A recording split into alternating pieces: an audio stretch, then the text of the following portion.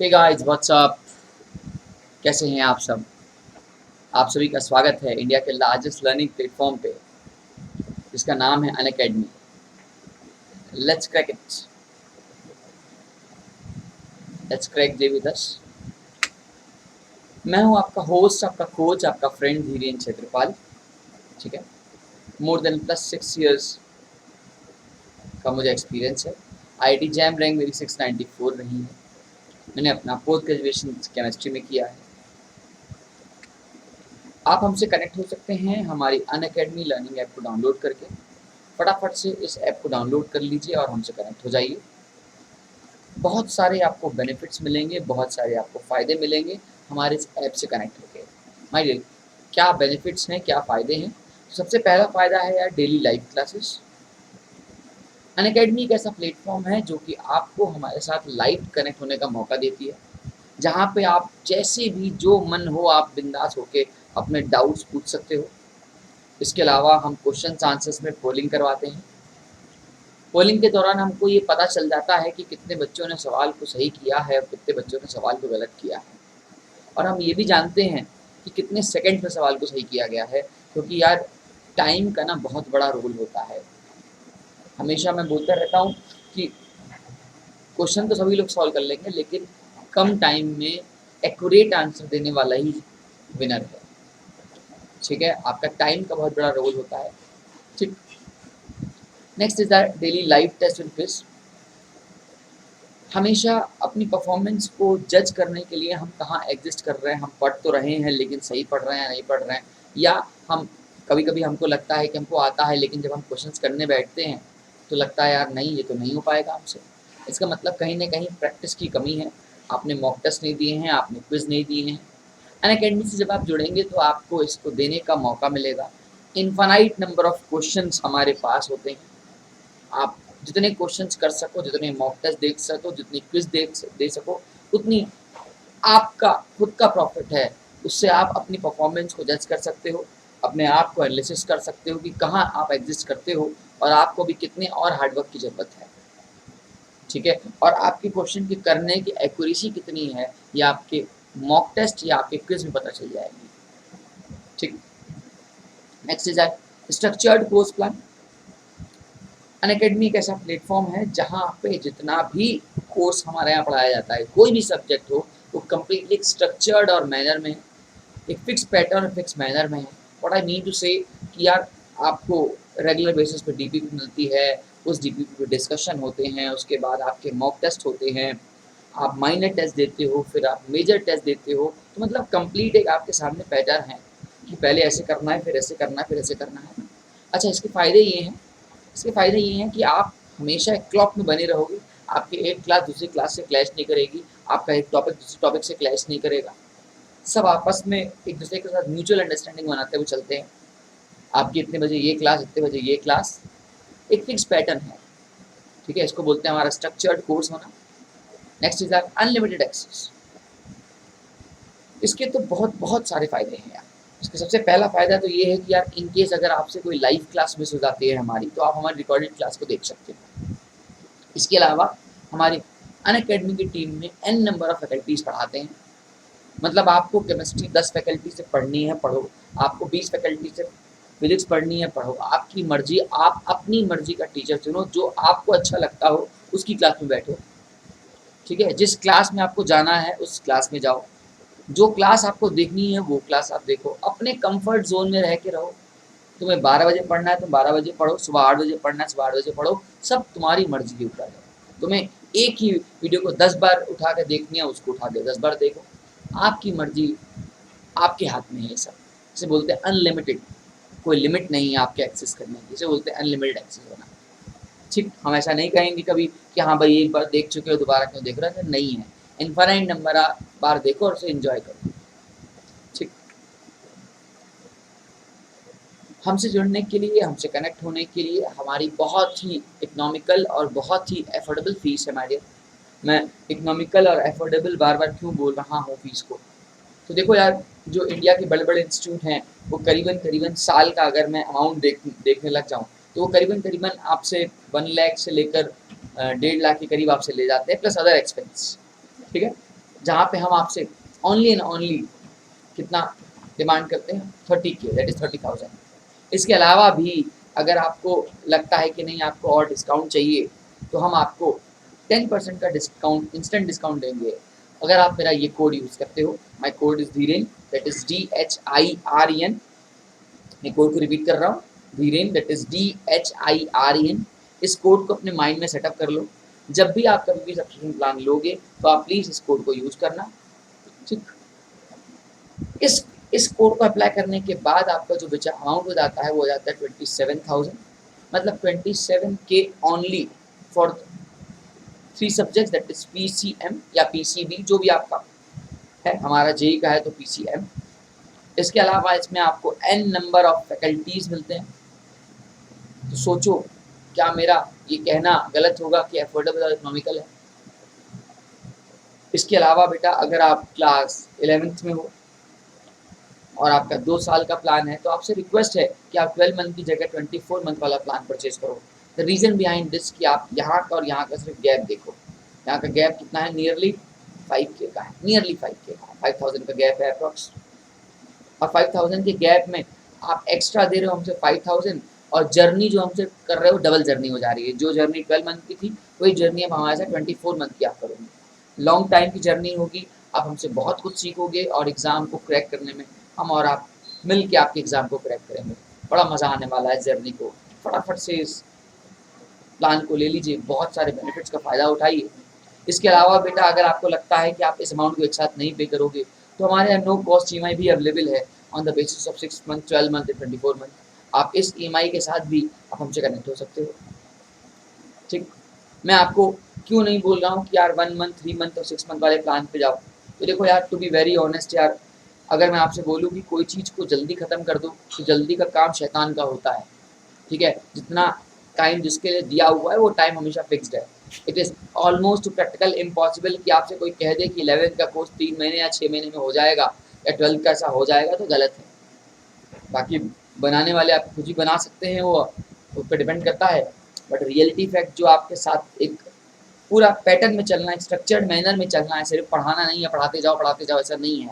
आप पढ़ोगे, टेस्ट दोगे, क्विज दोगे, अपनी गलती को निकालोगे, 50 तरह के DPPO को सॉल्व करोगे, तो यार ये 3 महीने और 6 महीने में तो ऑलमोस्ट इम्पॉसिबल है यार, ठीक है। इसलिए मैं आपसे कहूँगा कि प्लीज़ 12 मंथ और 24 मंथ वाले प्लान को आप लो, ठीक है। मैं आपको बता दूं कि हमारी अनअकैडमी हमारे इस प्राइस में हाइक करने वाली है। जो प्राइस अभी आप देखे आए हैं, प्राइस में जो हाइक होने वाला है, ये हमारे करंट प्राइस चल रहे हैं और ये हमारे न्यू प्राइस है।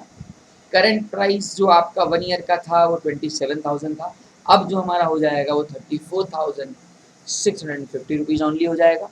इसके अलावा 2 ईयर का कोर्स जो आपका 32400 का था, अब वो कोर्स 50,000 का होने वाला है, बट अभी हुआ नहीं है, तो आपसे रिक्वेस्ट है, इसके होने से पहले आप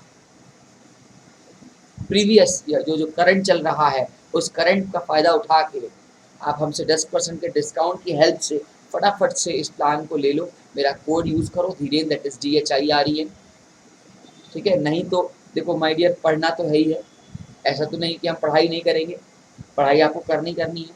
और इस टाइम में आप कहीं बाहर पढ़ने जा नहीं सकते हो, इट इज़ प्रैक्टिकली इम्पॉसिबल है। तो एट द एंड आपको जब पढ़ना है तो देरी किस बात की, सोचना किस बात का है। तो फटाफट से जो करंट प्राइस चल रहा है उसका फ़ायदा उठाओ, अदरवाइज़ जब प्राइस में हाइक हो जाएगा और फिर जब वो रिलीज़ होगा तो आप फिर बोलोगे सर ये तो महंगा हो गया, ठीक है।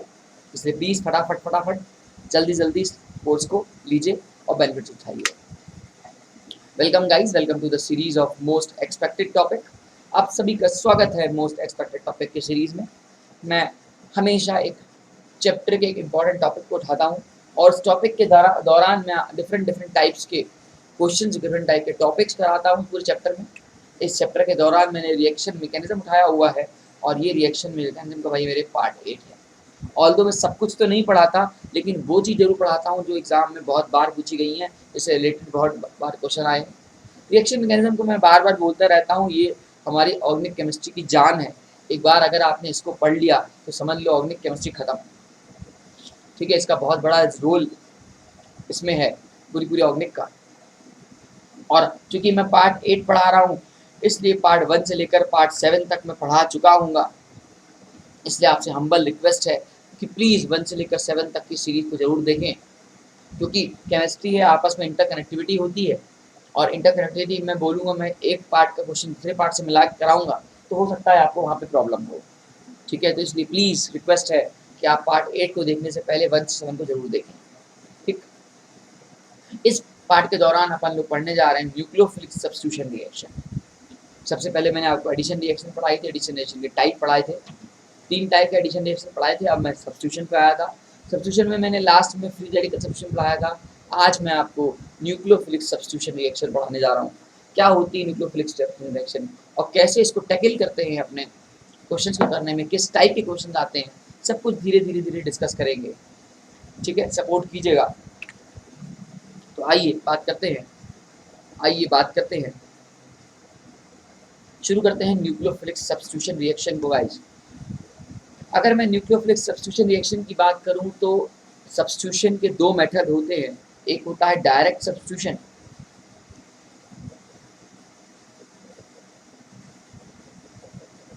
और एक होता है आपका इनडायरेक्ट सब्स्टिट्यूशन।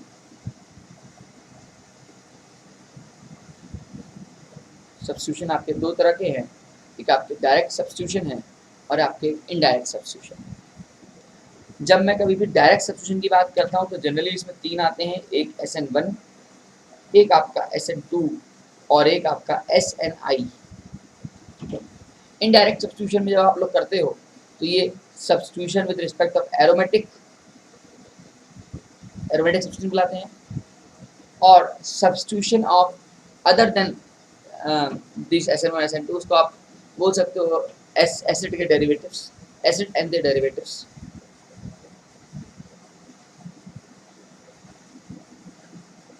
इनके अंदर जब सब्स्टिट्यूशन होता है, इसको हम लोग शॉर्टकट में सब्स्टिट्यूशन टू द AD लिखते हैं। तो 2 तरह के टाइप ऑफ सब्स्टिट्यूशन पढ़ना है, एक हमको डायरेक्ट सब्स्टिट्यूशन पढ़ना है, एक हमको इनडायरेक्ट सब्स्टिट्यूशन पढ़ना है। ठीक है, सबसे पहले हम लोग डायरेक्ट पढ़ेंगे और उसके बाद हम लोग इनडायरेक्ट पढ़ेंगे। ठीक है, तो शुरुआत करते हैं डायरेक्ट सब्स्टिट्यूशन के साथ। शुरुआत करते हैं।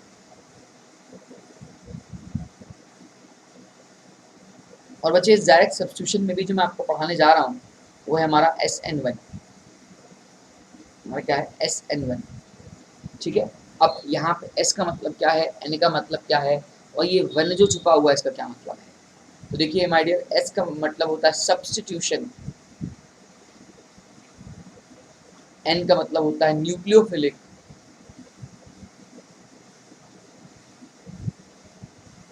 और वन का यहाँ पे जो मतलब है वो असल में फर्स्ट ऑर्डर को रिप्रेजेंट कर रहा है, फर्स्ट ऑर्डर काइनेटिक्स को रिप्रेजेंट कर रहा है।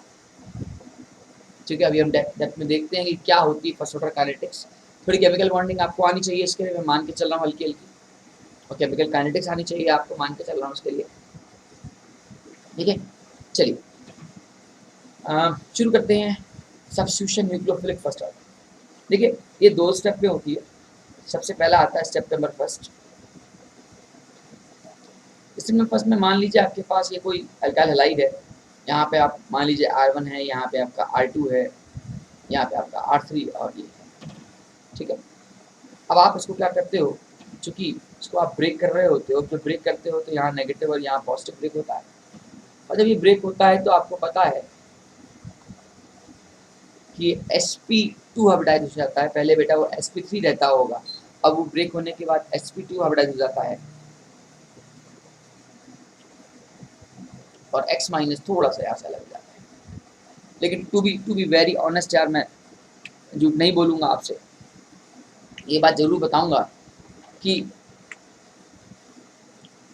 एक डिब्बे के अंदर अगर आपके पास R2 है और एक R1 है और वो X माइनस के साथ है, तो आपको क्या लगता है कि वो दूर दूर अलग रहेंगे? वो तो नहीं, वो तो क्या चाहेंगे, वो तो चाहेंगे हम वापस बैकवर्ड की तरफ चले जाएं। मतलब वो चाहेंगे कि हमेशा कहाँ रहें, यहाँ रहने की कोशिश करेंगे, या हमेशा बैकवर्ड ऐसे रहने की कोशिश करेंगे। ठीक है, लेकिन हम इसको ज़बरदस्ती तोड़ रहे हैं, इसको अलग अलग कर रहे हैं।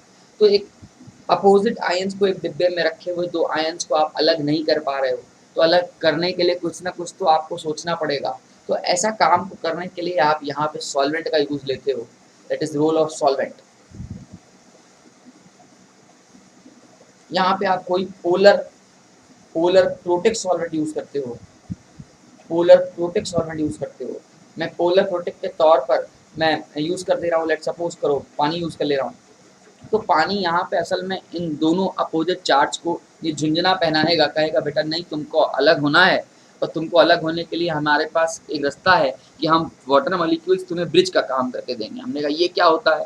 तो देखो यार, यहाँ पे पार्शली नेगेटिव का चार्ज और यहाँ पार्शली पॉजिटिव का चार्ज। आपको अच्छी तरह पता है कि वाटर मॉलिक्यूल चूंकि अगर पोलर है तो ये इसके साथ इंटरेक्शन दिखाएंगे और ये इसके साथ इंटरेक्शन दिखाएंगे। इससे होगा क्या? देखो असल में ये दो अपोजिट चार्जेस हैं, तो ये चिपकना चाहेंगे, वापस आना चाहेंगे और ये इस तरफ जाएंगे।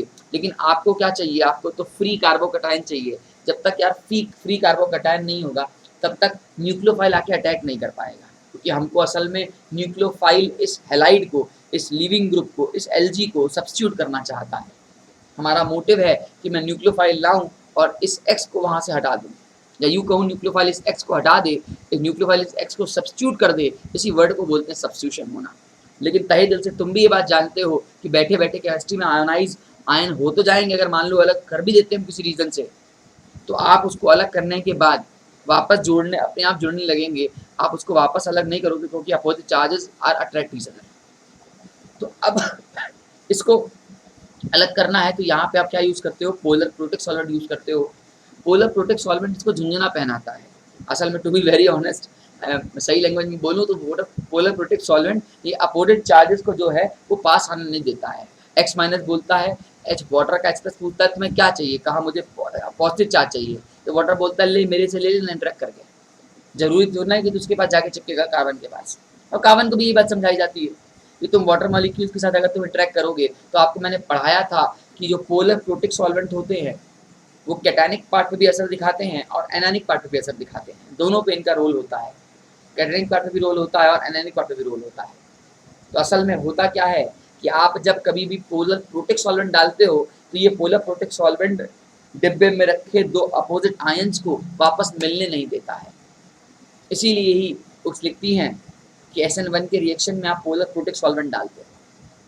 ठीक है, तो जब आपने इसको स्टेप फर्स्ट में मान लेते हैं आपने अलग कर लिया, क्योंकि ये स्टेप बड़ी जद्दोजहद वाली स्टेप होती है। ये स्टेप बहुत बहुत बहुत स्लो स्टेप होती है, क्योंकि अपोजिट आए वापस चिपकने लगते हैं। रिवर्सिबल का साइन लगा रखा है, इसलिए बहुत ही स्लो स्टेप है। और आप केमिस्ट्री में जानते हो कि अगर कहीं स्टेप स्लो स्टेप होती है उसको हम लोग रेट डिटरमाइनिंग स्टेप बुलाते हैं। क्या बुलाते हैं? Rate determining step.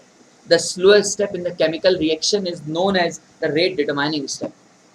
तो यहाँ पे चूंकि ये अपोजिट आयंस है, ये वापस जो है बॉन्ड बनाने की सोचेंगे, इसलिए ये स्टेप बहुत स्लो है, बहुत स्लो है।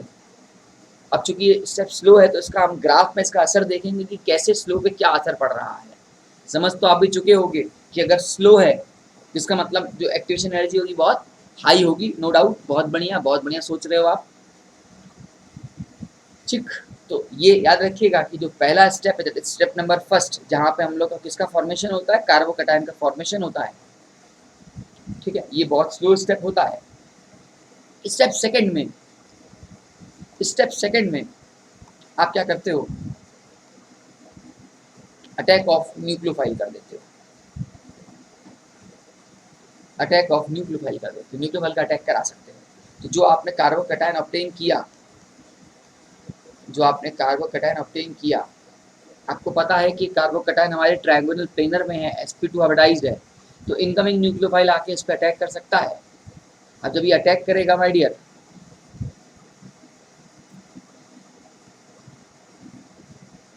तो ये NU बन जाएगा।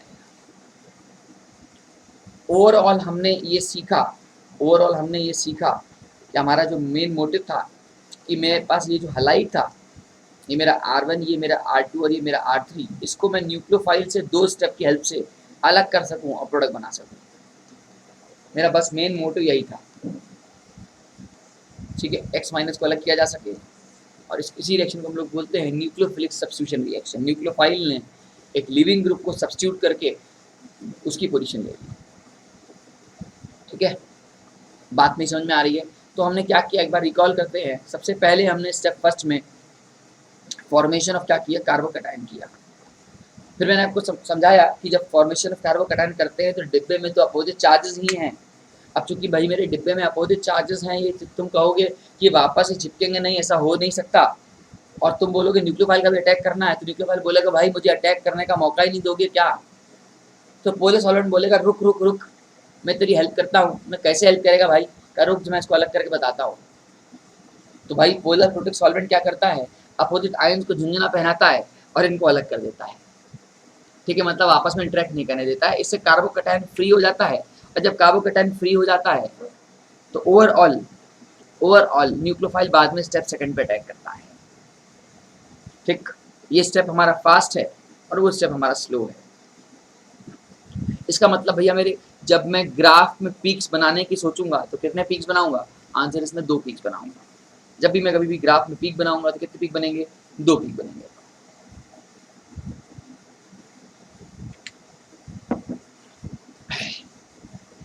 आओ, ये है मेरा एनर्जी और ये है मेरा रिएक्शन कोऑर्डिनेट।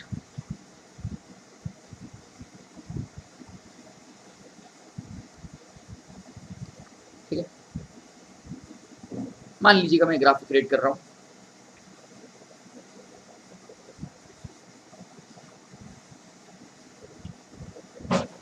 आप देखो ये ग्राफ मैंने कैसे क्रिएट किया, क्यों इस ग्राफ को ऐसे बनाया, क्या किया, मैं एक एक करके आपको डिस्कस करता हूँ। सबसे पहले मान लीजिएगा कि आपके पास ये रिएक्टेंट के नाम पे कुछ था।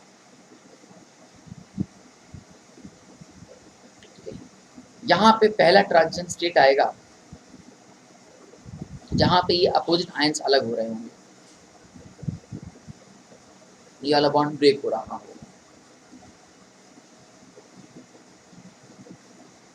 ठीक, इसके बाद यहाँ पे प्योर कार्बोकैटायन का फॉर्मेशन होता है। प्योर कार्बोकैटायन का फॉर्मेशन होता है और यहाँ पे अटैक ऑफ न्यूक्लियोफाइल होता है। इस स्टेप में न्यूक्लियोफाइल आके अटैक कर रहा है, मतलब ये वाला फॉर्म हो रहा है। और फाइनली यहाँ पे आपका प्रोडक्ट बन गया। मेरी बात को बहुत गौर से सुनिएगा, मैं क्या क्या करने जा रहा हूँ तो ध्यान दीजिएगा। देखिए, सबसे पहले मेरा रिएक्टेंट था, आपको पता है। उसके बाद यहाँ पे मैंने by the help of polar protic solvent polar protic solvent इसको अलग करने की कोशिश की, और इसी जद्दोजहद में मेरे पास एनर्जी बहुत ज़्यादा लग गई। इसी जद्दोजहद में एनर्जी बहुत ज़्यादा लग गई, और इस वजह से यहाँ पे जो एक्टिवेशन एनर्जी है वो देख सकते हो। अगर मैं यहाँ को पॉइंट देखूँ तो कुछ ज़्यादा ही एनर्जी आ रही है। ठीक है, ये एक्टिवेशन एनर्जी आप मान लो कि एक्टिवेशन एनर्जी फर्स्ट है। ठीक है, कहानी को आगे बढ़ाते हैं। कहानी को आगे ऐसे बढ़ाएंगे कि इसको हम लोग बुलाते हैं इंटरमीडिएट। क्या बुलाते हैं? आई लिख दे रहा हूँ, इंटरमीडिएट बुलाते हैं। इंटरमीडिएट में कार्बोकैटायन, फ्री रेडिकल और कार्बीन्स बनते हैं। अभी फिलहाल हमको कार्बोकैटायन से मतलब है, तो हमको इंटरमीडिएट कार्बोकैटायन बनाना है। उसके बाद आपको पता है कि सेकंड स्टेप फास्ट था, तो आप देख सकते हो कि इस ग्राफ का जो पीक है और इस ग्राफ का जो पीक है वो थोड़ा स्लो अलग है। यहाँ का पी का जो E2 है ये छोटा पीक है, उसका बड़ा पीक है। छोटा पीक होने का मतलब मैंने बहुत बार समझाया है, एक्टिवेशन एनर्जी कम लग रही है। और जिस भी रिएक्शन में एक्टिवेशन एनर्जी कम लगती है एज कम्पेयर टू आर्नेस थ्योरी, ये बाय आरटी, एक्टिवेशन एनर्जी अगर आपकी कम होगी तो रेट ऑफ रिएक्शन क्या होगा? फास्टर होगा। और एक्टिवेशन एनर्जी ज़्यादा होगी तो रेट ऑफ रिएक्शन स्लो होगा। तो मैं कह सकता हूँ कि यार ये वाला मेरा स्लो स्टेप था और ये वाला मेरा स्टेप फास्ट रहा है। आई होप मेरी बात आपको समझ में आ रही होगी। ठीक है, इसको हम लोग बोलेंगे ट्रांजिशन स्टेट सेकेंड, TS2 नाम देंगे। ये हमारा TS1 है, ये इंटरमीडिएट है, ये TS2 है, और फाइनली यहाँ पे हमारा प्रोडक्ट तैयार हो गया। ठीक है, तो आपने क्या क्या देखा? आपने देखा कि number of peaks is equal to number of steps in reaction.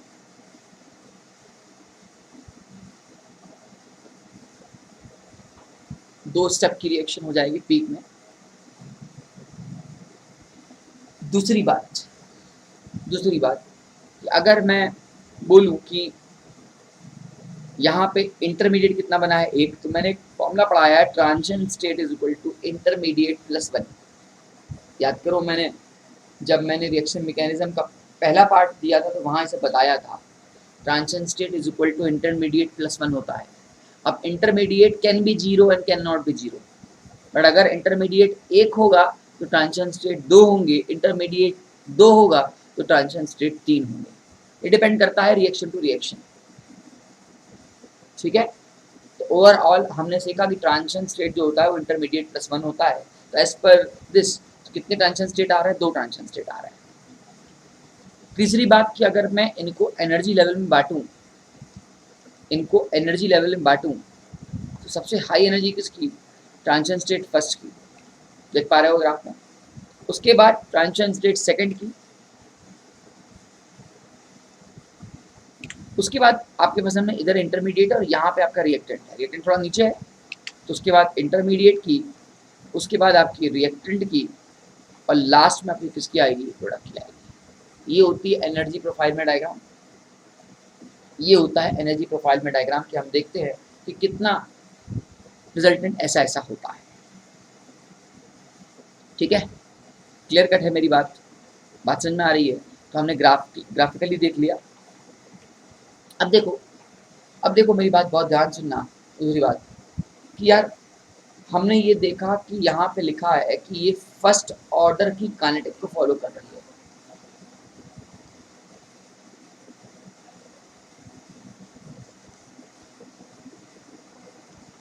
ये हमारी फर्स्ट ऑर्डर की काइनेटिक्स को फॉलो कर रहा है। चूंकि कोई ग्राफ अगर फर्स्ट ऑर्डर की काइनेटिक्स को फॉलो करता है, इसका मतलब रेट ऑफ रिएक्शन सिर्फ एक रिएक्टेंट रिस्पॉन्सिबल है।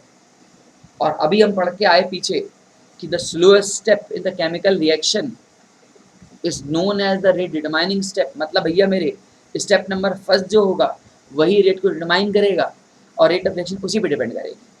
तो मैं लिख सकता हूँ क्या? रेट ऑफ रिएक्शन जो है वो directly proportional to only and only किसके है? सबस्ट्रेट के। यहाँ पे न्यूक्लियोफाइल का कोई रोल नहीं है। न्यूक्लियोफाइल गुड भी चल जाएगा, न्यूक्लियोफाइल पुअर भी चल जाएगा, क्योंकि न्यूक्लियोफाइल तो स्टेप नंबर 2 पे है और वो स्टेप फास्ट है, तो उससे रेट डिटरमाइन होगा नहीं। तो overall rate is equal to के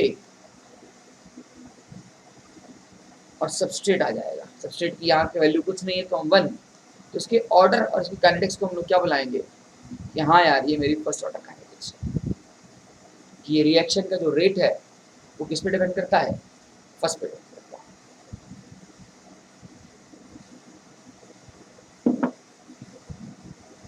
ठीक, आई होप मेरी बात आपको समझ में आ रही होगी। अब सवाल ये तो होगा कि सबस्ट्रेट पे कैसे डिपेंड करता है।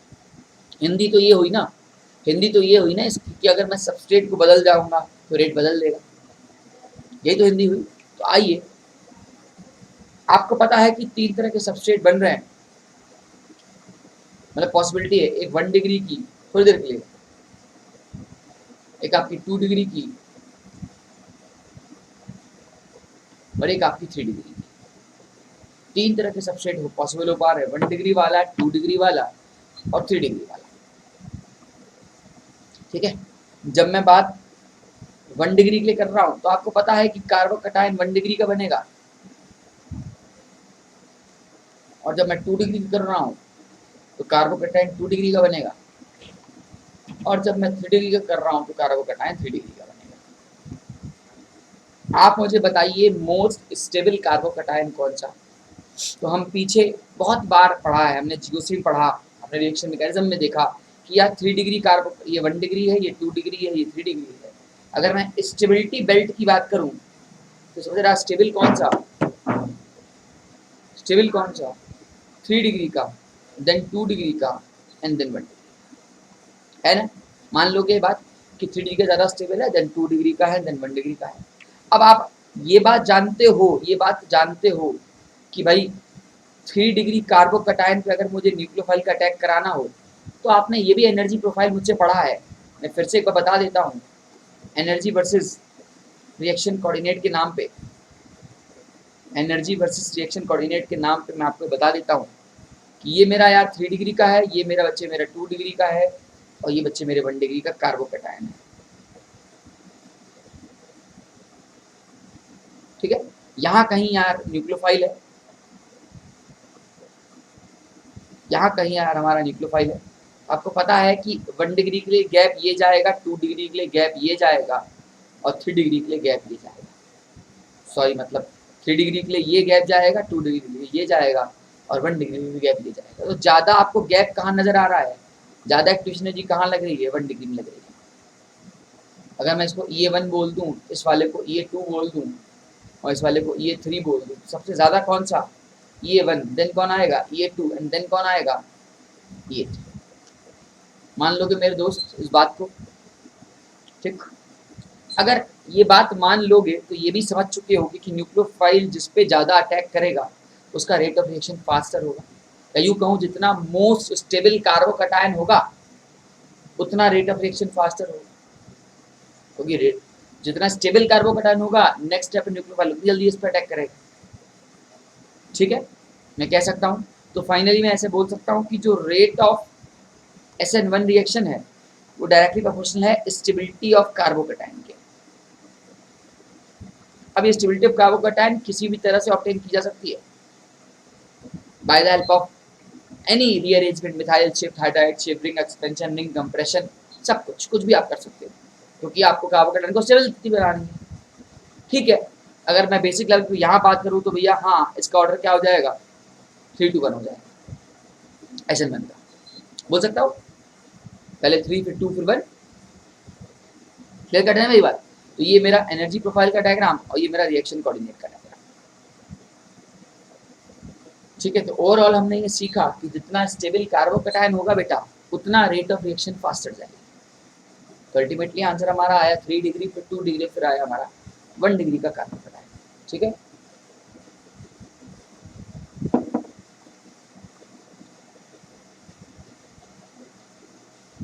आई होप आपको समझ में आ रही होगी। हम कहानी को आगे बढ़ाते हैं, कहानी को आगे बढ़ाते हैं। अब यार मैं यहाँ पे कुछ बेसिक सी कंक्लूजन लिख दे रहा हूँ, बेसिक सा कंक्लूजन लिख दे रहा हूँ जो कि हमारे फर्स्ट ऑर्डर के काम का, मतलब SN1 के काम की चीज़ें क्या क्या है। पहला कि reaction take place in 2 steps.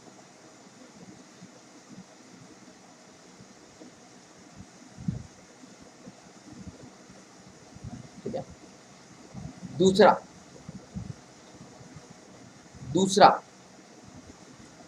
कि ऑर्डर ऑफ रिएक्टिविटी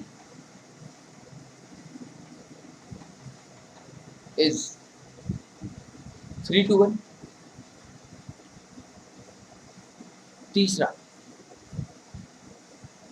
तीसरा आप लिख सकते हो कि रीअरेंजमेंट टेक प्लेस अगर ज़रूरत होती है तो। चौथा, reactions take place in polar protic solvent, that is PPS। ठीक है, ये मेरी कुछ कंक्लूजन्स हैं जो कि SN1 को लेके हैं। हाँ, और हैबिटेशन स्टेट sp3 से sp2 और sp2 से sp3। ठीक है, ओके, तो मेरी बात आपको समझ में आ रही होगी। ओके, क्लियर कट मैं क्या कहना चाह रहा हूँ आपके साथ। ठीक है, अब थोड़ी सी बात इसकी स्टीरियो की कर लेते हैं, स्टीरियो ऑफ SN1 रिएक्शन। देखो यार, चूंकि आपने ये देखा कि कार्बोकैटायन का फॉर्मेशन हुआ है, जैसे मान लो मेरे यार यहाँ R1 था, यहाँ R2 था, यहाँ R3 था, यहाँ X था, सॉल्वेंट डाला तो आपको कार्बोकैटायन का फॉर्मेशन मिला था। ये स्टेप फर्स्ट में हुआ था। स्टेप सेकंड में आपने अटैक किया था किसका, न्यूक्लियोफाइल का। तो भाई मेरे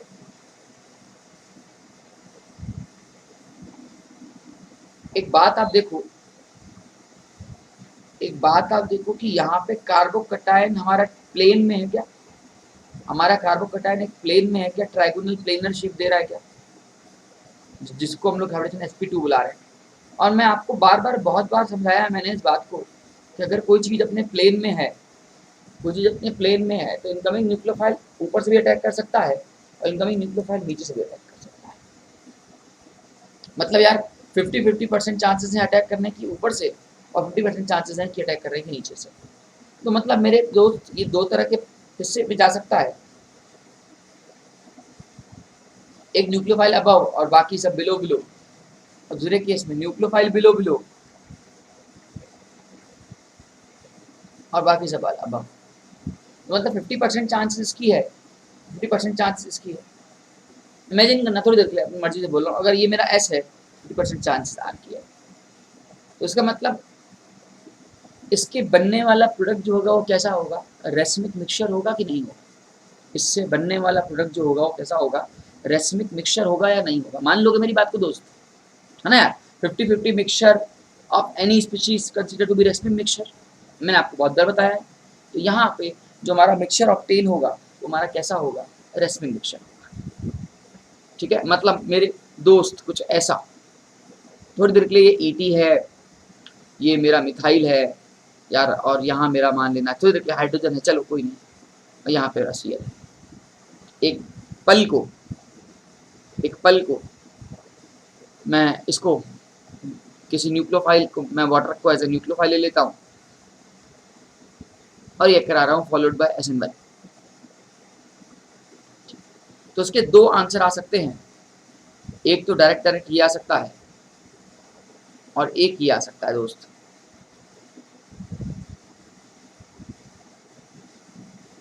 ठीक है, आप देख सकते हो यार, थोड़ी देर के लिए मैं निकाल ही लेता हूँ, चलो यार तुम्हारी बात मान लेता हूँ। यहाँ पे फर्स्ट नंबर की पोजीशन, यहाँ पे फोर्थ नंबर की पोजीशन, यहाँ पे सेकंड नंबर की पोजीशन, यहाँ पे थर्ड नंबर की पोजीशन। साइड में सॉल्व कर रहा हूँ, ये मेरा 4 था, ये मेरा 2 था, ये मेरा 1 था, ये मेरा 3 था। फोर्थ प्रायोरिटी हमेशा वर्टिकल पे होनी चाहिए, तो 4 यहाँ आया और 3 यहाँ गया। मूवमेंट आपने कराया 1 से 2, 2 से 3 कैसे जा रहा है? ये एस जा रहा है, लेकिन एस ना होकर आर होगा। तो बेटा अगर ये आर होगा तो यहाँ वाला भी पहले तो आपका आर आएगा, तो दूसरा वाला आपका क्या आएगा? एस आएगा। तो आप देख पा रहे हो कि दो पॉसिबल प्रोडक्ट हमारे पास हो रहे हैं। ये इस रिएक्शन की क्या कहलाती है?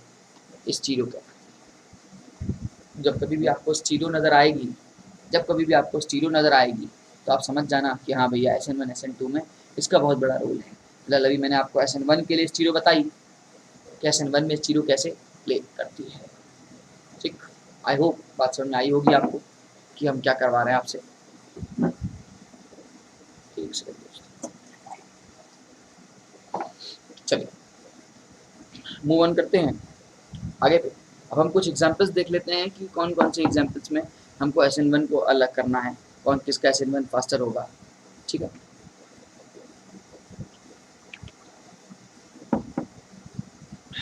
देखो जैसे मान लो मैंने ले लिया कि मेरे पास CH2X है और यहाँ पे मेरे पास CH डबल बॉन्ड CHX है।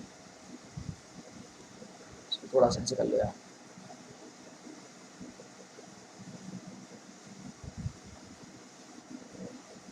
ठीक है। और यहाँ पे मान लो आपके पास 3 डिग्री है, यहाँ आपके पास मान लो 2 डिग्री, और आपसे इसको A बोल देता हूँ, इसको B बोल देता हूँ, इसको मैं C बोल देता हूँ, और मैं आपसे बोलता हूँ कि यार मुझे SN1 रिएक्शन की फास्टर बताओ क्या। SN1 में इसको अरेंज करो डिक्रीजिंग ऑर्डर में कि मुझे इसको SN1 की तरफ लेके जाना है। तो देखो एक ही फंडा है, एक ही तरीका है, कार्बोकटायन की स्टेबिलिटी को चेक करो। जिसमें जितना ज़्यादा स्टेबल कार्बोकटायन होगा उसका रेट ऑफ रिएक्शन अपने आप उतना फास्टर होगा। ठीक है भाई मेरे, तो आओ देख लेते हैं, आओ देख लेते हैं। इसको तोड़ेंगे तो एक कार्बोकटायन यहाँ आएगा दोस्त, इसको तोड़ेंगे तो भाई मेरे यहाँ आएगा, इसको दोस्त यहाँ पे, और माय डियर इसको यहाँ। तो अल्टीमेटली हमको 4 तरह के कार्बोकटायन नजर आए। ठीक है, ये कार्बोकटायन को देख सकते हो, इसको एरोमेटिसिटी मिली हुई है। एरोमेटिक है कार्बोकेटायन, रेजोनेंस क्यों नहीं हो रहा है? ये आपका रेजोनेंस हो रहा है, स्टेबल है। ये आपका हाइपर कॉन्जुगेशन स्टेबल है, 3 डिग्री कार्बोकेटायन 9 अल्फा है, यहाँ पे 2 डिग्री कार्बोकेटायन होंगे, 6 अल्फा होंगे, ठीक है। ये भी हाइपर कॉन्जुगेशन स्टेबल है। तो देखो आप बहुत बार पढ़ के आए हो जिसके अंदर एरोमेटिसिटी हो, जिसके अंदर एरोमेटिक कैरेक्टर डेवलप हो रहे हो, तो वो ज़्यादा स्टेबलाइज्ड होगा, बट ऑब्वियस है। तो सबसे ज़्यादा स्टेबल कौन सा हो जाएगा? ए, फिर बी, फिर सी, एंड देन लास्ट में क्या आ जाएगा हमारा? तो answer is A B C D, ये हमारे आंसर हो गए कार्बोकेटायन, या यूँ कहूँ कि ये मेरा SN1 का आंसर हो गया। बात देखिए, ठीक है। उस तरह मान लो यार, तरह सिंपल क्वेश्चन ये दे देता हूँ। एक ये है, एक आपके पास ये है, एक आपके पास ये आपका ए है, ये आपका बी है, ये आपका सी है। चलो एक और ले लो, और एक आपके पास यहाँ एक्स ले लो, ये आपका डी है। आपको अगेन इस क्वेश्चन में SN1 बताना है। तो नो डाउट मेरे दोस्त, ये मेरा 2 डिग्री का है, ये माय डियर 3 डिग्री का है, ये डिग्री 1 है माय डियर, और ये है तो 2, बट इसमें रेजोनेंस भी हो रहा है। तो बट ऑब्वियस है मोस्ट स्टेबल क्या हो जाएगा? डी, फिर आएगा आपका बी, फिर आपका आएगा ए, और फिर आएगा आपका सी, ठीक है ना। बिकॉज ऑफ रेजोनेंस उसके बाद तो 3-2-1 होता है, तो 3-2-1 मतलब BAC, ठीक है। ओवरऑल आपको और कुछ नहीं देखनी है, आपको कार्बोकेटायन की स्टेबिलिटी देखनी है, और जितना स्टेबल कार्बोकेटायन होगा उतना SN1 उतना फास्टर जाएगा। चलो बढ़ते हैं आगे। अगला क्वेश्चन देखो दोस्त, अगर मान लो तुम्हारे पास ये आ जाए,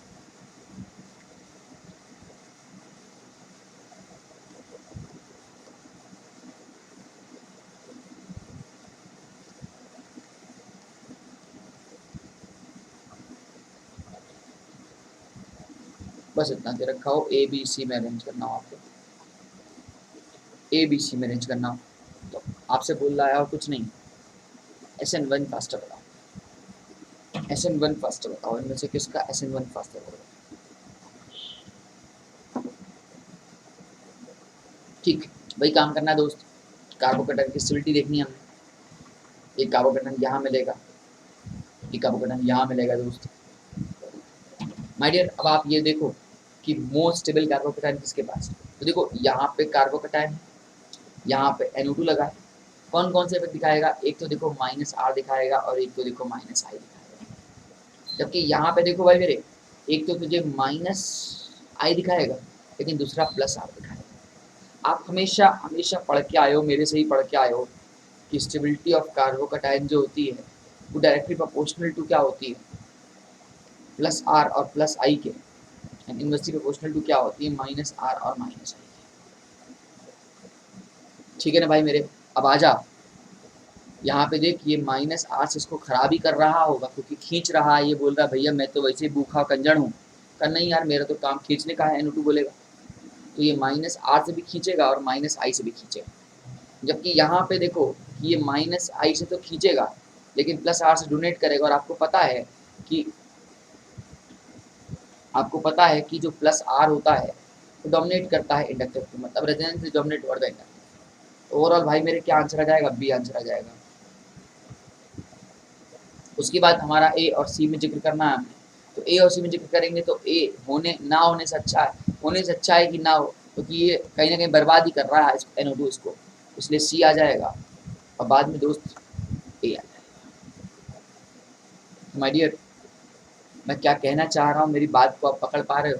बस और कुछ नहीं, क्वेश्चन आपके साथ ऐसे झुंझुना पहनाएगा, आपको खिलाएगा, आप खेलोगे, क्वेश्चन करते जाएंगे, ठीक है।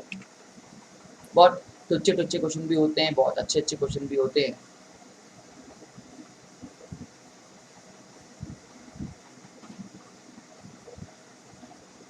सब क्वेश्चन की कला है, ठीक है। बोलेगा इन दोनों को SbCl5 से रिएक्ट कराओ, तो SbCl5 में आपको बता दूं सुपर एसिड्स होते हैं, और SN1 में सुपर एसिड्स का बहुत रोल होता है। SN1 में सुपर एटम्स का बहुत रोल होता है, मतलब ये कार्बोकैटायन जनरेट करने में हेल्प करवाते हैं। ये कुछ ऐसे हो जाएगा क्या? क्या कहते हो, हाँ या नहीं, है ना? अब देखो बाकी बाहर निकलना होगा तो SbCl6 बाहर निकल जाएगा। तो अब आप मुझे बता दे कि यार तेरे पास एक A है और एक तेरे पास B है, तो कौन ज़्यादा स्टेबल कार्बोकैटायन? तो आंसर इस सर, हमको पता है कि सर B ज़्यादा स्टेबल है, क्योंकि इसके अंदर क्या मिल रही है, एरोमेटिसिटी मिल रही है। ये बाबा हकल्स को भी फॉलो कर रहा है, और आपको दिख रहा होगा कि ये आपका एंटी एरोमेटिक है, ये आपका एंटी एरोमेटिक है। तो अगर एक आपका एरोमेटिक है और दूसरा आपका एंटी एरोमेटिक है, इसलिए इसका आंसर क्या हो जाएगा, ए और बी में? तो आंसर हो जाएगा ए, एंड देन क्या आंसर हो जाएगा, ओ सॉरी सॉरी सॉरी, ध्यान देना होगा, पहले बी एंड देन क्या हो जाएगा, ए हो जाएगा। जो जितना स्टेबल कार्बोकैटायन होगा उतना रेट ऑफ रिएक्शन फास्टर होगा। ठीक है, आई होप मेरी बात गाइस समझ में आ रही होगी।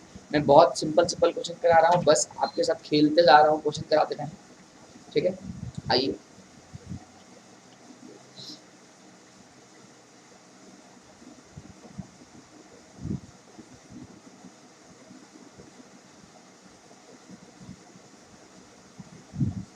ले लीजिए आप ए,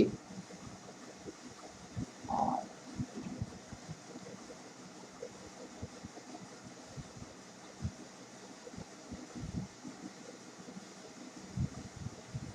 ये ले लीजिए आप बी,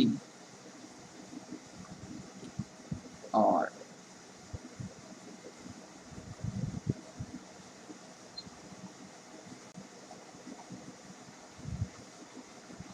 ये ले लीजिए आप सी। आपको लॉजिकली बस बताना है कि इनमें से SN1 कौन फास्टर जाएगा और क्यों। ठीक है, तो बट अब वैसे देखना वही है जो मैं बार बार देख रहा हूँ, स्टेबिलिटी ऑफ कार्बोकैटायन। मैं हर बार एक ही चीज़ देख रहा हूँ, स्टेबिलिटी ऑफ कार्बोकैटायन। आप भी वही चीज़ देखो, स्टेबिलिटी ऑफ कार्बोकैटायन। ठीक है, तो आओ दोस्त खेलते हैं। एक कार्बोकैटायन यहाँ आएगा, इसको हटाएगा, कार्बोकैटायन यहाँ आएगा, इसको हटाएगा, यहाँ आएगा। अब आपने मुझसे पढ़ा होगा कि इसमें डांसिंग ऑफ रेजोनेंस लगती है, और चूंकि डांसिंग ऑफ रेजोनेंस लगती है, तो डांसिंग ऑफ रेजोनेंस वाले जो कार्बोकैटायन होते हैं वो कायनात के अपने आप में मोस्ट स्टेबल कार्बोकैटायन की कैटेगरी में आते हैं। तो यहाँ पे 3 जगह से डांसिंग हो रही है, जबकि यहाँ पे 2 जगह से डांसिंग हो रही है, और यहाँ पे इसको रिंग के साथ कार्बोकैटायन को स्टेबिलिटी मिल रही होगी, नो डाउट।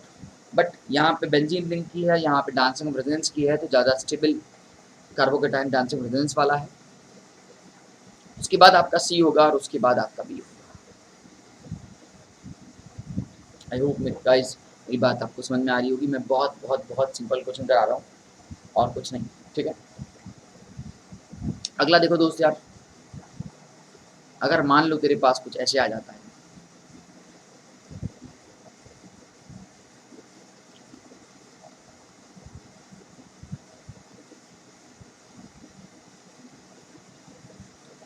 चल सिर्फ इन दो की बात करते हैं, ये ए है और ये बी है। ठीक है, चलो एक और ले ही लेते हैं,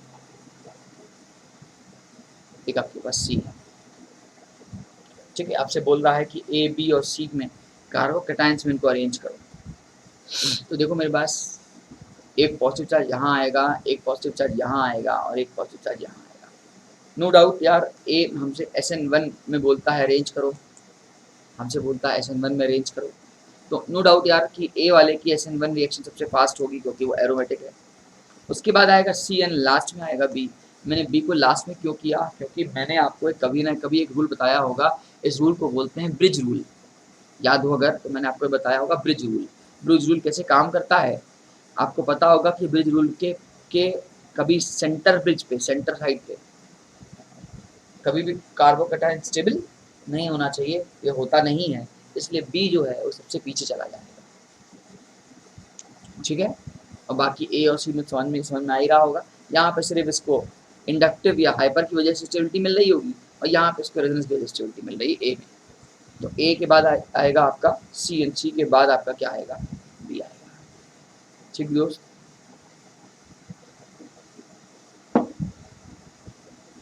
मैं एक क्वेश्चन और करा देता हूँ, ये यहाँ रखा है वो क्वेश्चन। हमसे बोल रहा है कि which of the following is not expected to be the intermediate in the following reaction, इनमें से कौन सा इंटरमीडिएट नहीं हो सकता। तो आओ यार इसकी मैकेनिज्म पे चलते हैं। तो देखो पहले तो आपको यहाँ पे पानी पड़ा है, आई ओ एच से रिप्लेस हो रहा है।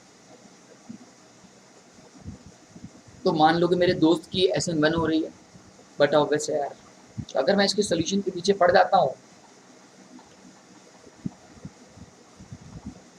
तो यहाँ पे कार्बोकेटाइन आएगा आएगा जो कि देखो डी में आ रहा है, ठीक है, मतलब डी इस क्वेश्चन का ऑप्शन नहीं हो सकता, है ना, डी नहीं हो सकता। अच्छा दूसरा देखो, यहाँ पे मैंने आपसे कहा था 2D कार्बोकेटाइन है और यहाँ पे हाइड्रोजन है, तो कहीं ना कहीं हाइड्राइड शिफ्ट की जा सकती है दोस्त, ये कर दी हमने हाइड्राइड शिफ्ट। तो देखो बी में भी आ रहा है, इसका मतलब इस क्वेश्चन का आंसर बी भी नहीं हो सकता, ठीक है। तीसरा है कि अब आप भाई मेरे वाटर पे अटैक कराओगे एज अ न्यूक्लियोफाइल, जब न्यूक्लियोफाइल का अटैक कराओगे तो दोस्त कुछ ऐसे पहुंचेंगे क्या हम लोग, गेटिंग माय पॉइंट। तो मतलब बेटा सी भी इस ऑप्शन में नहीं हो सकता।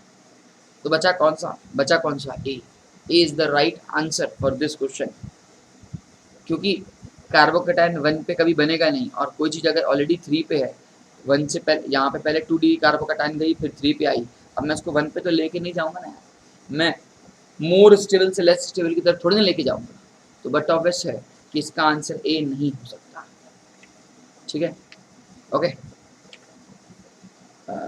अभी रुक जाओ बस, चलो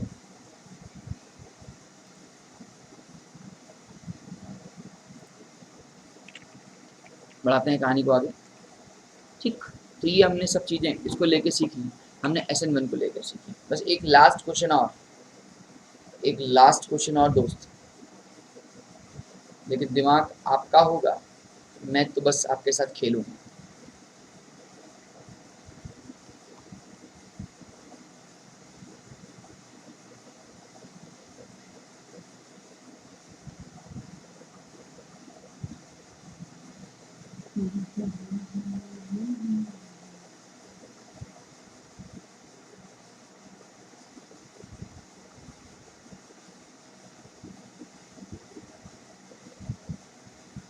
ठीक है, आपसे पूछेगा कि इनमें से सबसे स्टेबल, बस चलो पूछेगा कि आपसे SN1 रिएक्शन बताओ, रीअरेंज करो,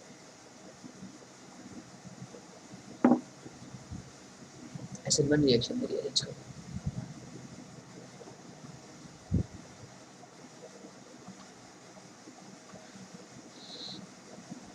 आई होप आप कर लोगे, मैं कर एक्सप्लेन कर दे रहा हूँ, मैं एक्सप्लेन कर दे रहा हूँ। देखो यार, एक कार्बोकेटाइन यहाँ लाऊंगा, एक कार्बोकेटाइन यहाँ लाऊंगा और एक कार्बोकेटाइन यहाँ लाऊंगा। हो सकता है कि आपको कैमरे की वजह से ये नज़र ना आ रहा हो, मैं इसको यहाँ लिख दे रहा हूँ यार, ये सवाल पूछा सकता।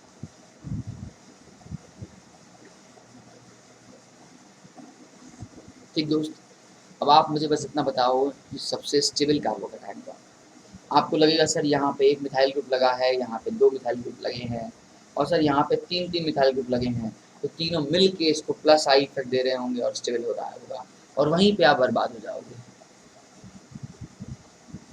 सॉरी मैं ऐसा क्यों बोल रहा हूँ, क्यों बर्बाद होगी। तो देखो यार, हाइपर कॉन्जुगेशन ही एग्जाम इसका एक्सप्लेनेशन है, और आपको पता है कि मिथाइल ग्रुप जो होते हैं ये हाइपर कॉन्जुगेशन दिखाते हैं। तो हाइपर कॉन्जुगेशन दिखाने की कंडीशन आपने पढ़ी है कि sp2 के बगल वाला कार्बन जो कि sp3 होना चाहिए, उसे लगे हुए हाइड्रोजन अल्फा हाइड्रोजन कहलाते हैं, and more the alpha hydrogen more stability of the carbocation. ठीक है, मान लोगे दोस्त, तो यहाँ पे कितने अल्फा हैं यार, यहाँ पे कितने अल्फा हैं यार, यहाँ पे 3 अल्फा, ठीक है, और यहाँ पे कितने अल्फा हैं, यहाँ पे सिर्फ एक अल्फा है, sp2 ये है, ये sp2 है, इसके बगल वाला कार्बन sp3, इससे लगा हुआ हाइड्रोजन, तो ये एक अल्फा है। और यार यहाँ पे कितने अल्फा हैं, तो 0 अल्फा है। एक में 3 अल्फा, एक में 1 अल्फा और एक में 0 अल्फा। तो अल्टीमेटली आपका आंसर क्या हो गया? बोलो बोलो बोलो। एक आपका ए, फिर आपका क्या आया बी, और फिर आपका क्या आया सी। ये आपका SN1 का आंसर हो गया। ठीक है, मुझे पता है बहुत बच्चों ने करते टाइम इसमें सी बी ए के बारे में सोचा होगा, लेकिन भैया मेरे, मैं आपको बता दूं यार, मिथाइल ग्रुप जो है वो डोनेटिंग तो है, लेकिन किसके कंसेप्ट में, किसके रिस्पेक्ट में ये देखा जाता है। ऐसा नहीं कि बस वो डोनेट कर रहा है भैया, कहीं तो एक्सेप्ट करने की जगह हो, कहीं हाइपर कॉन्जुगेशन कंसेप्ट फॉलो हो। और जिसको अभी भी समझ में नहीं आया, उससे हम्बल रिक्वेस्ट है, जाओ पहले हाइपर कॉन्जुगेशन समझो, या मेरी पुरानी वीडियोस देखो जहाँ पे मैंने बेसिक्स ऑफ पढ़ाया होगा, रिएक्शन मैकेनिज्म या बेसिक्स ऑफ केमिस्ट्री पढ़ाई होगी, वहाँ पे मैंने बताया होगा आपको कि स्टेबिलिटी ऑफ कार्बोकैटायन में हाइपर कॉन्जुगेशन कैसे देखा जाता है।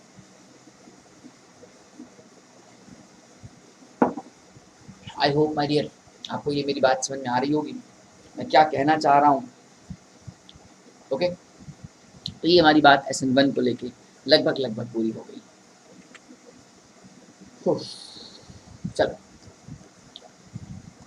हम बात करने वाले SN2 की।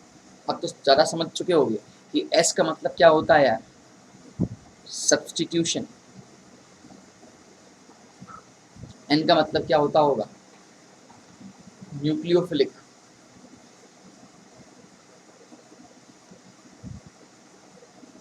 ठीक है, न्यूक्लियोफिलिक। और 2 का मतलब होगा सेकेंड ऑर्डर। मतलब इस बार इसकी जो काइनेटिक्स होगी वो 2 रिएक्टेंट पे डिपेंड करेगी, मतलब वो न्यूक्लियोफाइल पे भी डिपेंड करेगी और सबस्ट्रेट पे भी डिपेंड करेगी। तो आओ समझते हैं इसको, आओ समझते हैं इसको।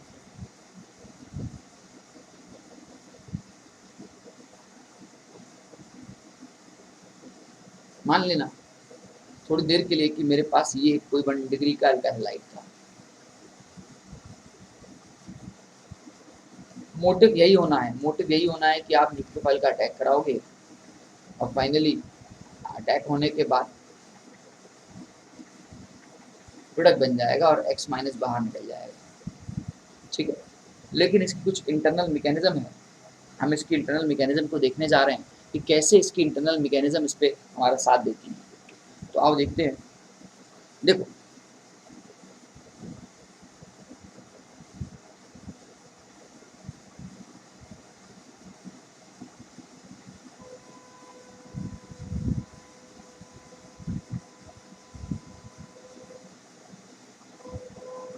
ठीक है, इमेजिन करना कि ये मेरे पास एक 1 डिग्री का अल्काइल हैलाइड है।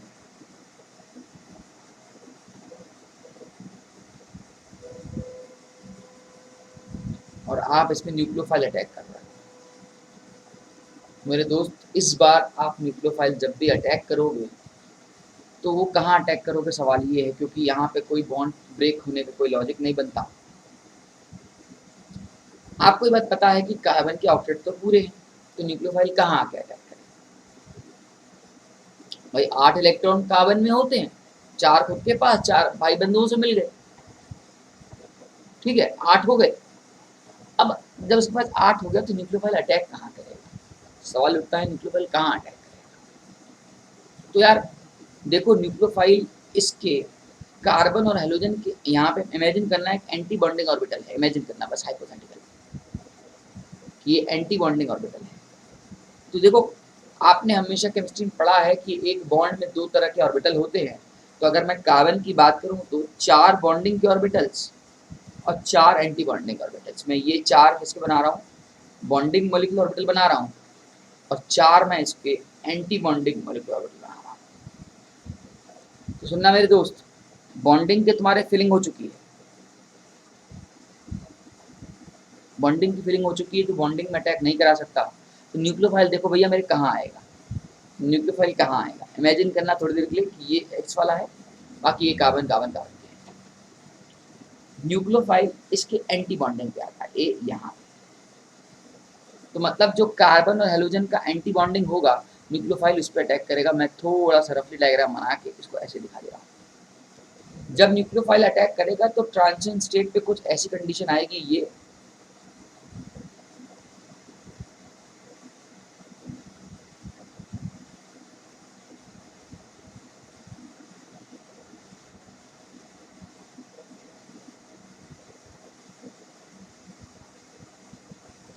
ये कंडीशन है। इस स्टेट को हम लोग ट्रांजिशन स्टेट बुलाएंगे दोस्त। और ट्रांजिशन स्टेट में ये वाला बॉन्ड ब्रेक हो रहा होगा यार, ये वाला बॉन्ड फॉर्म होगा और finally at the end nucleophile आ जाएगा और ये बाहर निकल चुका है।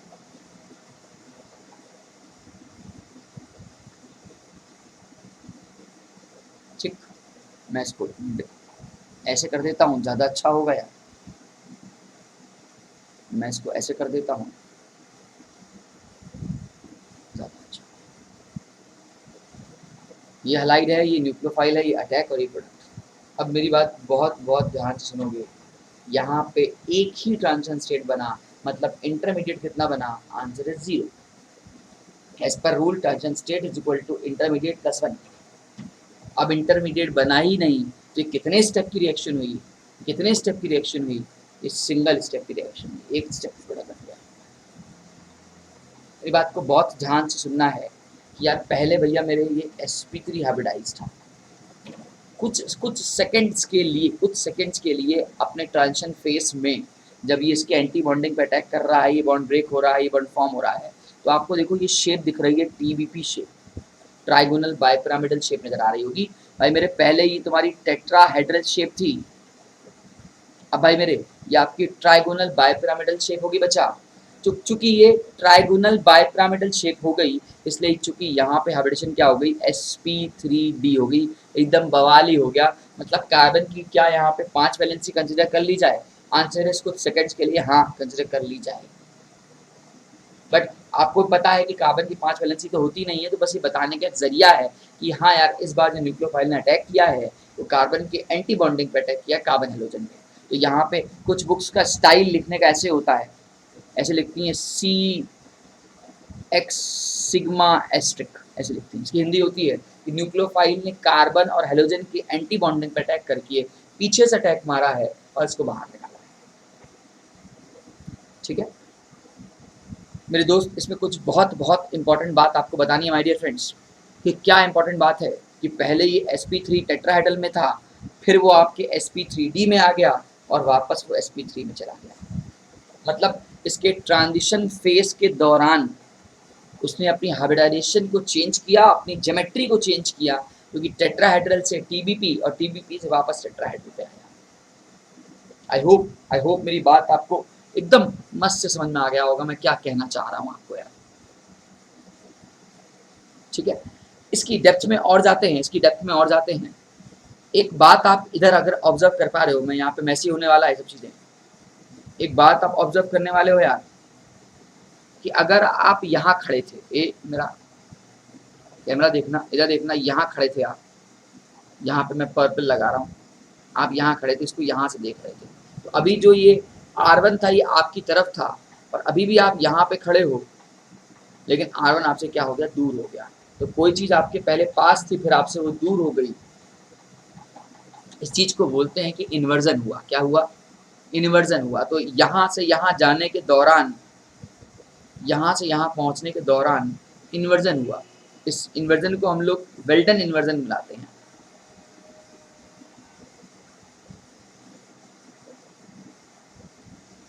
दोस्त इसको हम लोग वेल्डन इन्वर्जन बुलाते हैं।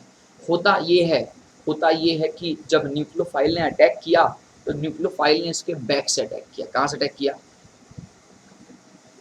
बैक से अटैक किया। तो चूंकि माय डियर फ्रेंड न्यूक्लियोफाइल ने इसके बैक से अटैक किया, बैक से अटैक करने का मतलब इसने इसको बाहर निकाला, ये निकल रहा है, ये आ रहा है। ठीक है, एक फेस है, इसको हम ट्रांजिशन फेस नाम दे रहे हैं और फाइनली हमारा प्रोडक्ट बन रहा है। मतलब ओवरऑल इसकी जो शेप है, जो इसका एंगल 109 डिग्री 0.5 था, वो यहाँ पे एंगल की अगर मैं बात करूँ तो 120 और 90 और 180 3 एंगल क्रिएट होते हैं, आपको बेखूबी पता है। तो ये इसके 180 वाले एंगल पे एकदम अपोजिट पे आ रहा है, क्योंकि रिपल्जन को अवॉइड करना है। ये इसका मान के चलना एक्सियल पे अटैक हो रहा है। कहाँ अटैक हो रहा है? एक्सियल अटैक हो रहा है। और आप थोड़ी केमिकल बॉन्डिंग जानते हो, जैसा कि मैंने कहा था कि एक्सियल बॉन्ड की जो बॉन्ड लेंथ होती है वो इक्वेटोरियल से बड़ी होती है। तो ये इसके एक्सियल अटैक कर रहा है, सो दैट वो जो एक्स भी हो तो हम उसको एक्सियल कंसीडर करें और एंगल का जो ट्रांसफॉर्मेशन फेस आए वो 109 से वो कहाँ को चला जाए? स्टेबलाइज होने के लिए, ठीक है, 120 के करीब जाए। तो अगर मैं डिफरेंस निकाल लूँ तो 120 माइनस 109, इसका कुछ डिफरेंस आएगा, इतना एंगल का कुछ डेविएशन मिला उसको दोबारा, और फिर से वापस होते होते वो कहाँ पहुँच गया, 109 पे आ गया। लेकिन आपने एक बात ऑब्जर्व की कि न्यूक्लियोफाइल ने इसके बैक से अटैक किया है, तो जो चीज़ आपके फेस पे थी, जो चीज़ आप इसको प्लेन में थी, वो जो चीज़ आपके यहाँ थी, वो इन्वर्ट होने के बाद ये ऐसे हो गई। तो चीज़ आपके ये देख सकते हो कि मान लेना ये पेन की ये वाला हिस्सा आपकी तरफ है, आप R1 हो, और उसके बाद ये पहले ये ऐसे हुआ, पहले ये ऐसे था, फिर ये ऐसे हुआ, और फिर ये ऐसे हुआ। तो आप देख रहे हो, इसको बोलते हैं इन्वर्जन होना। यहाँ देखना, पहले ये यहाँ, फिर यहाँ, और फिर ये यहाँ, यहाँ, यहाँ और यहाँ। तो ये इसने इन्वर्जन किया है, इसी को बोलते हैं इन्वर्जन ऑफ कॉन्फ़िगरेशन होना। और nucleophile will always always attack to the back side. ठीक है माय डियर, मैं क्या कहना चाह रहा हूँ थोड़ा और इसको लिख लिख के भी समझते हैं। कि पहला बात समझते हैं कि reaction take place in 2 steps, sorry, I'm hardly sorry, reaction takes place in 1 step. Reaction takes place in 1 step. That means no intermediate is formed.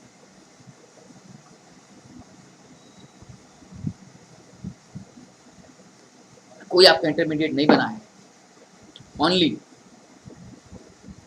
Transition state is produce form. तो तुमको पता ही है, एज पर rule transition state is equal to intermediate plus 1 होता है। और हम जब कभी भी आई की वैल्यू को खत्म कर देंगे, ट्रांजिशन स्टेट कितना आ जाएगा, 1 आ जाएगा। मतलब ये रिएक्शन में एक स्टेप में हो रही होगी। ग्राफ में कितने पीक्स बनेंगे, number of peaks in the graph, एक पीक बनेगा। तो आओ उसका ग्राफ देख लेते हैं दोस्त।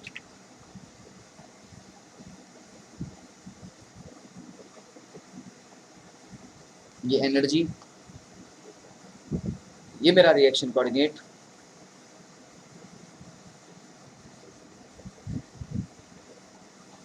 यहाँ से शुरुआत हुई, यहाँ पे बन गया। ठीक है, आप देख सकते हो यहाँ पे आपका मान लीजिएगा Rx था, यहाँ आपका R1 था, हाइड्रोजन था, ये वाला आपका बॉन्ड ब्रेक हो रहा है, ये न्यूक्लियोफाइल फॉर्म हो रहा है। इस स्टेट को अपन लोग ट्रांजिशन स्टेट बुला रहे हैं। यहीं पे आपको शेप TVP नजर आ रही है। और फाइनली यहाँ पे आपका न्यूक्लियोफाइल, यहाँ R1, ये H और यहाँ R2, तो ये आपका प्रोडक्ट बन रहा है। तो अगर मैं इसको एनर्जी की तरफ से बांटूं, तो सबसे high energy transition state first की, फिर रिएक्टेंट की, और फाइनली आपके प्रोडक्ट की। उसमें कोई दोहराए नहीं। ठीक है, बस मैं आपको बताना चाह रहा हूँ ग्राफ में एक पीक बन रहा है, और यही एक पीक बताना चाह रहा है कि कोई इंटरमीडिएट फॉर्म नहीं होने वाला। इसका मतलब ये सिंगल स्टेप में रिएक्शन हो रही है। ठीक है, जबकि हमने पीछे देखा था कि वो स्टेप में इंटरमीडिएट बन रहा था, इसलिए वो 2 स्टेप में रिएक्शन हो रही थी। एक ही ट्रांजिशन स्टेट आया। ठीक है, क्लियर कट मेरी भाई, बढ़ सकते हैं आगे। मेरी बात आपको समझ में आ रही है, मेरी बात आपको बाउंस नहीं कर रही होगी, आई होप। ठीक है, चलो आगे बढ़ते हैं। कुछ छोटी मोटी कहानी इसके बारे में और जानते हैं, क्योंकि बहुत बड़ा टॉपिक है, आज तो ख़त्म नहीं होगा, बट हाँ मोस्ट ऑफ द चीज़ मैं आपको बता चुका हूँ। तो हमने पहली पॉइंट ये लिखी, दूसरी पॉइंट ये लिखी, तीसरी पॉइंट कि the rate of reaction is directly proportional to substrate as well as nucleophile। इन दोनों पर डिपेंड कर रहा है। मैं सीधे लिख सकता हूँ rate is equal to K substrate and nucleophile. तो 1 + 1 मेरे दोस्त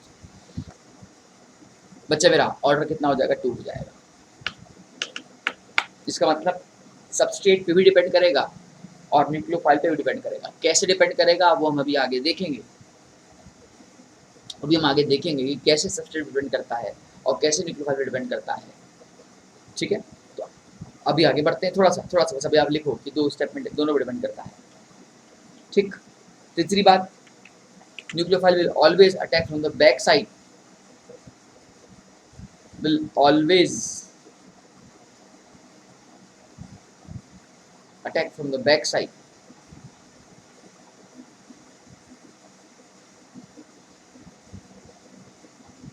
न्यूक्लियोफाइल हमेशा इसका बैक अटैक करेगा. That means nucleophile will attack to the anti-bonding orbital of Rx. Okay, बात समझ में आई. फिफ्थ यार, inversion of configuration or Weldon inversion take place.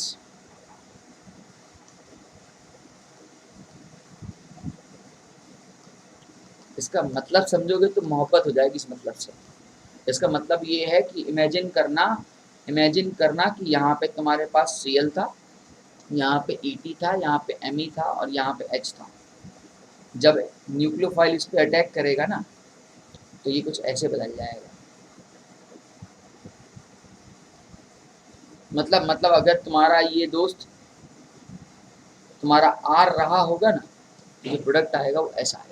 इसको बोलते हैं वेल्डन इन्वर्जन. इन्वर्स हो गया, जो कॉन्फ़िगरेशन R में थी इसके प्रोडक्ट में S में आई. तभी बोलते हैं जो चीज़ आपके यहाँ पे थी यहाँ पे फिर बीच में आया फिर फाइनली आपका आया. इसी वर्ड को इन्वर्जन का से नवाजा जाता है कि इसी को इन्वर्जन कहते हैं. ठीक है, क्लियर कट. मेरी बात आपको अच्छी तरह समझ में आई कि मैं क्या कहना चाहता हूँ. अब एक बहुत इंपॉर्टेंट बात बोलने जा रहा हूँ. Next, reaction will take place in polar aprotic solvents. Polar aprotic solvent का सहारा लिया जाएगा इस रिएक्शन को टैकल आउट करने के लिए. एप्रोटिक में मैंने पीछे बताया हुआ है, बस ऊपर लिख दे रहा हूँ. DMS, DMSO, DMF, DMA, acetone, ये सारे जो हैं हमारे पोलर एप्रोटिक सॉल्वेंट हैं और इसी का सहारा लिया जाता है प्रोडक्ट को बनाने के दौरान. ठीक है,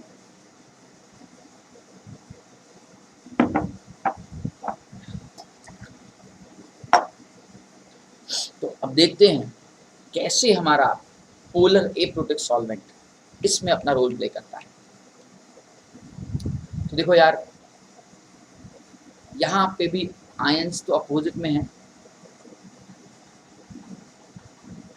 यहाँ पे भी तो हमारे आयंस अपोजिट में है. अगर मैं इसको ऐसे बनाऊँ एक बार दोबारा से,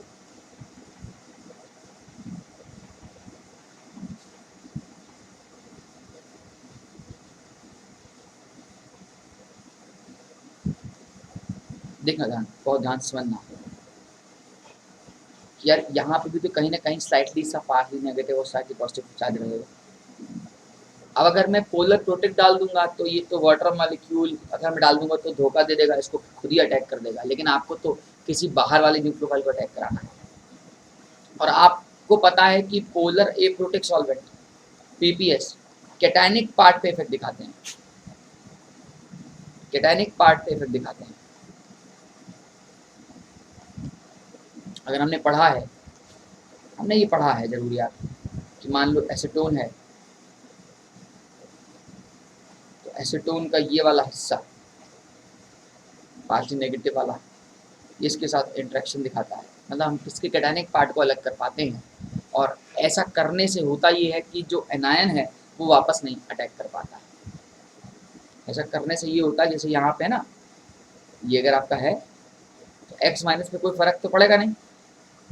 लेकिन अगर X माइनस अलग हो गया है ट्रांजिशन फेज में और ये न्यूक्लियोफाइल पीछे से अटैक कर ही चुका है तो ये इसको स्टेबलाइज करता है.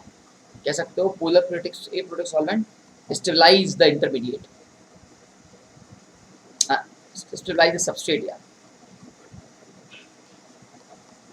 सबस्ट्रेट को स्टेबलाइज करता है या जो हमारा यहाँ पे ट्रांजिशन फेज है उसको स्टेबलाइज करता है. ज़्यादा अच्छा है ऐसे लिखो, stabilize the transition phase. Transition phase की स्टेबिलिटी को न्यूट्रलाइज करता है।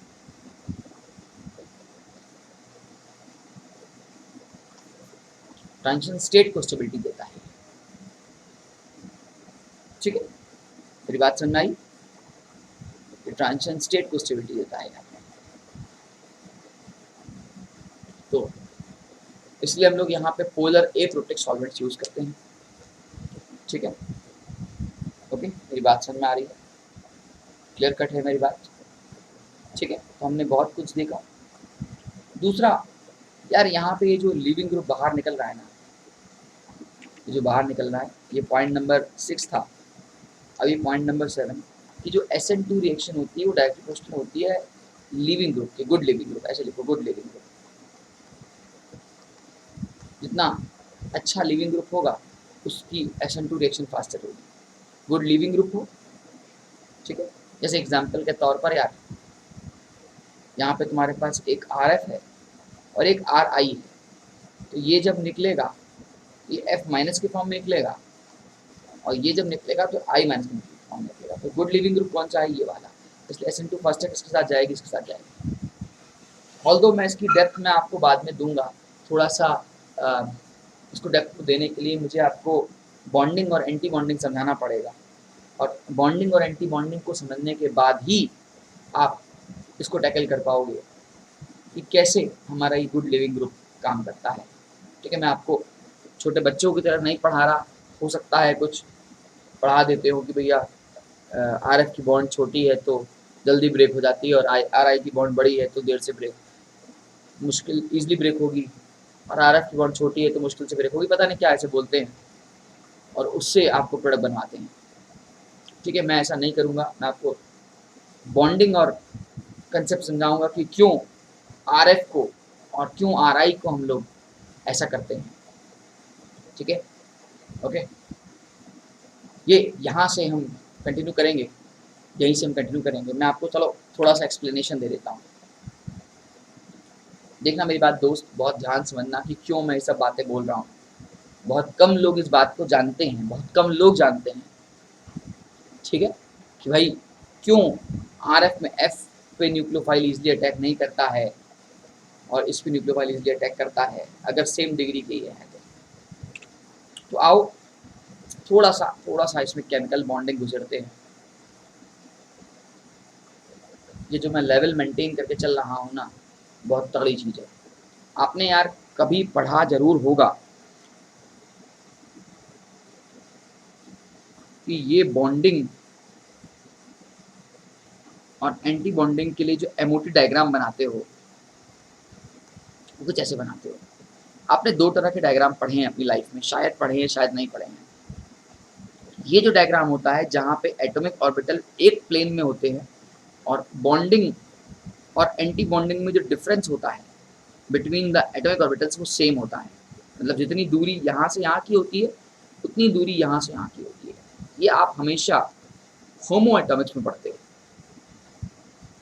लेकिन हेट्रो एटॉमिक में ऐसा नहीं होता। हेट्रो एटॉमिक में कहानी थोड़ी सी पलट जाती है दोस्त, कहानी थोड़ी सी पलट जाती है दोस्त। कहानी कुछ ऐसे हो जाती है यार, अगर मेरा पिक्चर तुम्हें दिख रहा हो तो उसकी कहानी कुछ ऐसी हो जाती है। इस कहानी से क्या मतलब समझाना चाहता हूँ मैं आपको बताता हूँ। यहाँ पे बॉन्डिंग मॉलिक्यूलर ऑर्बिटल और एंटी बॉन्डिंग ऑर्बिटल में जो गैप होता है वो डिफरेंस होता है। इसको बोलते हैं जब हेट्रो एटॉमिक कंडीशन आती है। मैं आपको इसी से बहुत मोहब्बत समझाने वाला हूँ कि मैं क्या कहना चाह रहा हूँ कि क्यों RF वाले बॉन्ड को आप लोग जो बोलते हो कि RF वाला बॉन्ड जल्दी नहीं टूटता है, RI वाला बॉन्ड जल्दी टूटता है, सब चिंटू बनाने का तरीका है। ठीक है, उसे बनना नहीं है हमें। मैं आपको सही तरीका बता देता हूँ। देखो भाई मेरे, अगर मैं हेट्रो एटॉमिक की बात कर रहा हूँ, हेट्रो एटम्स की बात कर रहा हूँ,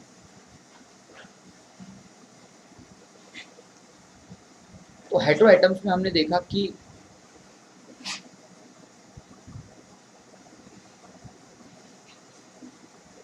ये कुछ ऐसे होते हैं।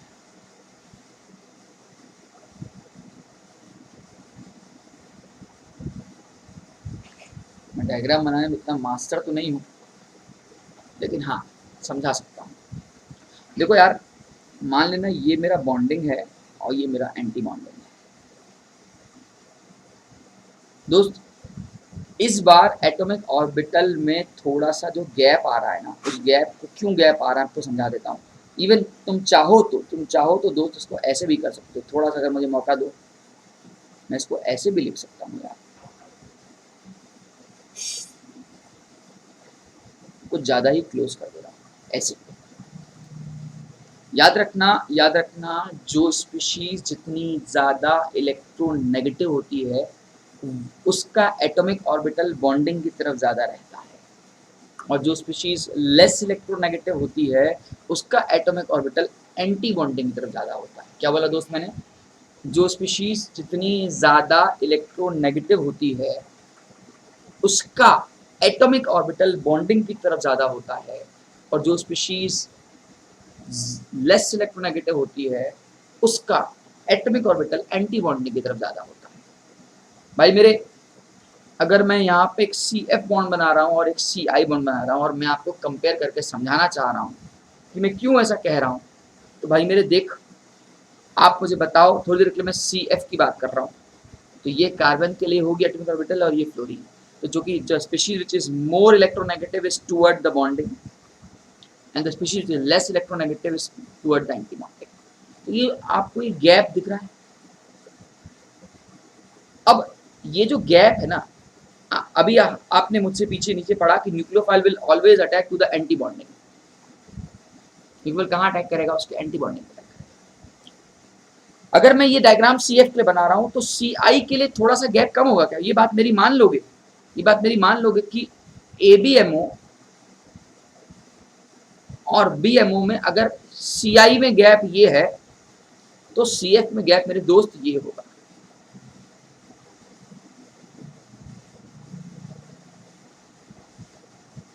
ये मेरे दोस्त CF में गैप होगा माय डियर, और ये मेरे इस CI में गैप होगा। तुम दिल से मोहब्बत से बताओ कि अगर सेम स्टेज पे मुझे न्यूक्लियोफाइल को रखना पड़ जाए, मैं इसको थोड़ा सा कहूँ तो यार न्यूक्लियोफाइल तो ऐसे कर दूंगा, नहीं तो आपको लगेगा कि बंदा एक सेकंड कर देना, इसका गैप कुछ यहाँ पे आके खत्म हो जाएगा, ABMO का और ये BMO का। अब आप खुद सोचो कि इनमें से किसके अंदर CI और CF वाले में किसमें न्यूक्लियोफाइल एंटी बॉन्डिंग भी इजिली अटैक करेगा? आप बताओ न्यूक्लियोफाइल किसमें इजिली अटैक करेगा? आ गया होगा आंसर, न्यूक्लियोफाइल एंटी बॉन्डिंग के CI में इजिली अटैक करेगा। इसलिए CI की बॉन्ड को ब्रेक करना आसान हो जाता है, और बोलते हो आप लोग कि हाँ CI की बॉन्ड लेंथ बड़ी है और वो बॉन्ड जल्दी टूट जाती है। ठीक है, ऐसा नहीं है, यहाँ पे बॉन्ड का कंसेप्ट बाद में आता है। माना कि कंसेप्ट है कि हाँ यार CI की बॉन्ड बड़ी है CF से, लेकिन this not the actual answer. Answer is ये गैप, क्योंकि आप सोचो कि आप SN2 पढ़ रहे हो, SN1 नहीं पढ़ रहे हो, आप SN2 पढ़ रहे हो, और SN2 में आप ये जानते हो कि न्यूक्लियोफाइल का जो अटैक होता है वो बॉन्डिंग पे ना होकर उसके एंटी बॉन्डिंग पे होता है यार। जब उसके एंटी बॉन्डिंग पे होगा तो अगर ये गैप बहुत ज़्यादा हो जाएगा तो न्यूक्लियोफाइल को उतनी जद्दोजहद करनी पड़ेगी जो कि CI में उतनी नहीं करनी पड़ेगी। इसलिए हम लोग बोल रहे हैं कि CF और CI में कि हाँ यार CI को लेके आप कह सकते हो कि उसका SN2 CF से ज़्यादा फास्टर होगा। कोई ये सब बातें नहीं बताता दोस्त, ठीक है। नॉलेज रखना, नॉलेज बहुत बड़ी चीज़ होती है, आप कैसे यूज़ लेते हो वो आपके ऊपर है, ठीक है। तो मेरी ये पॉइंट आपको समझ में आया होगा। तो यहाँ पे मैंने SN2 को फिनिश किया, बट अभी मैंने ये नहीं बताया है, जो कि मैं नेक्स्ट वीडियो में बताऊंगा कि कैसे अपन लोग SN2